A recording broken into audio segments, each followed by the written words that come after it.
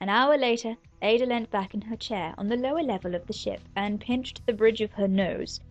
Okay, let's sort this mess out. Spook, how are we doing? Christian sat against the side of the ship on the floor, having refused the chair that Ada had offered him earlier. He leant his head back against the wall, hugging his knees to his chest, eyes closed. He held up his hand, spreading his fingers out wide. Ada raised a skeptical eyebrow. 5 minutes, if you say so. Haynes, you ready to fly in 5 minutes? Ryan sat at the pilot's chair on the level above, looked down at her through the holes in the mesh floor. Yes, Mom. I wouldn't leave it longer than that, though. You getting spin sick? He nodded back, and Ada shrugged. It can't be helped. I don't want my pilot disoriented when we fly.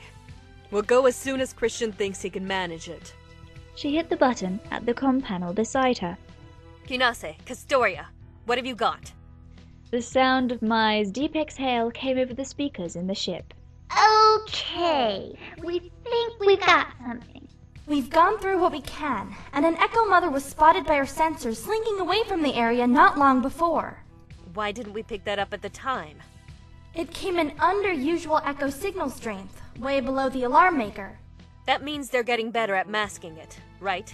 That could be what's going on, yeah. But what was found after the event was the aliens, looking in the same shape as those people did, to be honest. That joke is in bad taste, Lieutenant. I wasn't making a joke. The things fell apart not far out of the settlement, heading in the direction of Judai when they all went to bits. Literally, very messy according to the Nahato's team. Ada looked at Christian, who opened his eyes.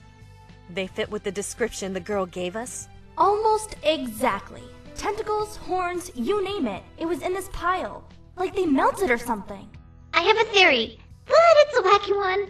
Show me one of your theories that wasn't wacky. I prefer to think of it as genius. So, given the proximity of our Echo Mother, it'd be safe to say that she opened up the breach with these Frankenstein aliens piling through, yes?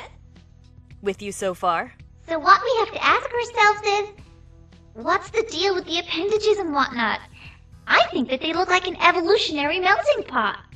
A what? Christian shuffled on the floor of the ship. I think what she means is that it's a mix of features usually gained through evolution, all jammed together. Yeah, C8 doesn't believe in evolution. That's irrelevant. What are you trying to say here, Kinase? Our old friend Emmer is experimenting.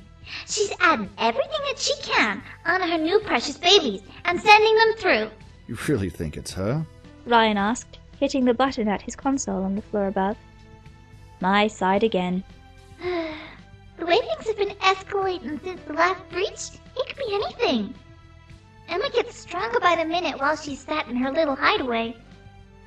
But I think she's pushing things for the next breach, and that's going to be bad news.